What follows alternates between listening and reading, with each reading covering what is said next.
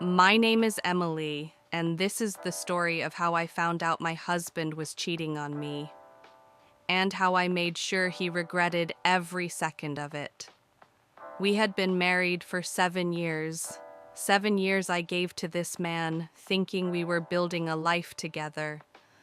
Our cozy home in suburban Ohio, our 2 rescue dogs, our little traditions, Friday night pizza, Sunday morning hikes. To anyone looking from the outside, we were the picture-perfect couple.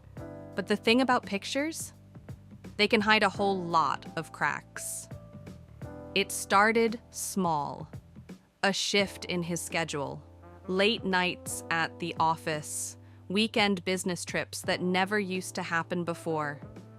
His phone suddenly had a password, and the man who once couldn't go 10 minutes without hugging me was now distant, cold.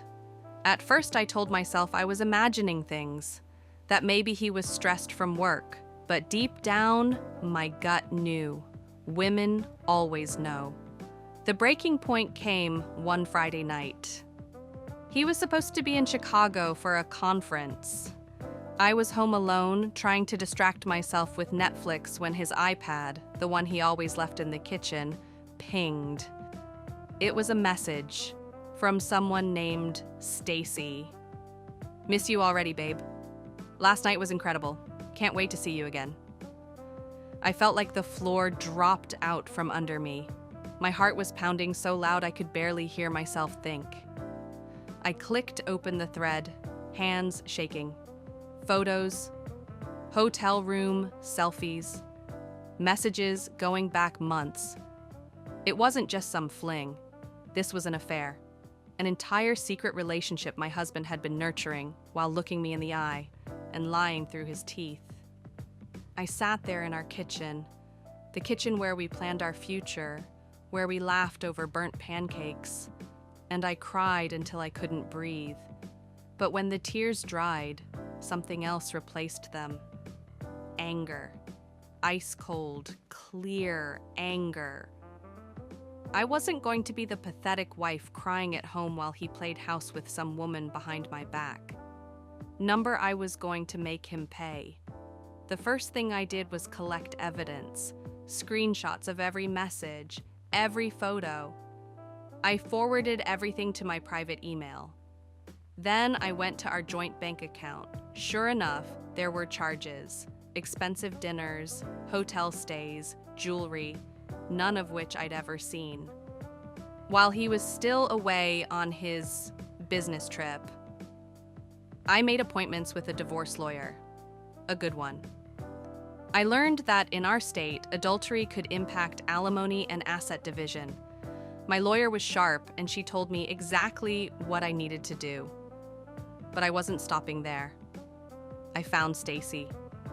Turns out she wasn't some random stranger. She worked at the same company as my husband. She was even engaged to another man. That little detail lit a fire in me. I reached out to her fiancé, Mark. Polite. Director. I sent him the screenshots. His response? Thank you. I had no idea. Let's talk. And oh, we did talk. Mark and I spent hours piecing together timelines, swapping stories. We realized their affair had started at a company retreat 8 months ago. They had been sneaking around during office hours, during trips, even during times when my husband had told me he was working late. Together, Mark and I came up with a plan. The day my husband came back from Chicago, I acted normal. I greeted him at the door, kissed his cheek like nothing was wrong. Inside, I was boiling, but I needed him to think everything was fine, for just a little longer. That Friday, the company was having a big anniversary party. Spouses were invited. My husband insisted we go, probably to keep up appearances. I agreed, sweetly smiling, while inside I was counting down the minutes. Mark was going too. The party was held at a fancy downtown hotel ballroom. Champagne, music, laughter. Everyone dressed to the nines. I wore my favorite red dress, the one my husband used to love but hadn't complimented in over a year. Halfway through the evening, I excused myself to the restroom. That's when Mark made his move. He confronted Stacy right there in the hallway, loud enough for people nearby to hear. "You've been cheating on me with him?" he bellowed, pointing right at my husband across the room. Silence fell over the crowd. Faces turned.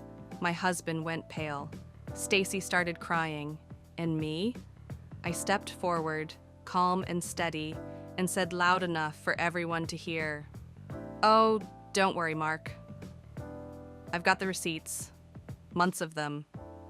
I pulled out my phone, showing messages, pictures, everything. People gasped. My husband's boss, who had been standing nearby, looked horrified. It was chaos. Stacy ran out, sobbing. My husband tried to grab my arm, hissing, "What are you doing? We can fix this." I yanked my arm back and said, "We're done.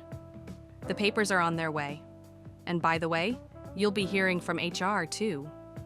The fallout was glorious. My husband got suspended pending an investigation. Apparently, the company had strict rules against fraternization, especially between senior staff and subordinates. Stacy got fired. Mark dumped her. As for me, I filed for divorce the next morning. Because of the evidence and the fact that I acted swiftly, I got the house, majority of our savings, and even spousal support. My lawyer made sure of that. But the best part? I didn't just walk away with money. I walked away with my dignity intact and my head held high. The days after were tough. Don't get me wrong, there were moments when I broke down, when the weight of everything hit me. 7 years gone. Trust shattered. But with every passing day, I felt lighter, stronger. I redecorated the house, got rid of every trace of him. I even went on that hiking trip to Colorado that he always claimed was too expensive. I took the dogs and hit the open road. And you know what? For the first time in years, I felt free. It's been a year now since that night at the hotel ballroom. My ex-husband tried to reach out a few times. Apologies, regrets, empty words. I blocked him. I heard he had to change jobs and move to another city because his reputation was in shambles. Stacy? Last I heard, she was working retail, trying to rebuild. As for me, I've started a small business from home. Something I always wanted to do, but never had the support for. I'm seeing someone new now. Someone who respects me, who makes me feel loved without the lies. And every time I look back at that dark chapter, I remind myself, I survived. I rose from the ashes, and I made sure the people who broke me felt the weight of their choices. So, to anyone out there who's going through something similar, you are stronger than you think. Don't let anyone make you feel small. Stand up, fight back, and reclaim your life. Because sometimes the best revenge is living well.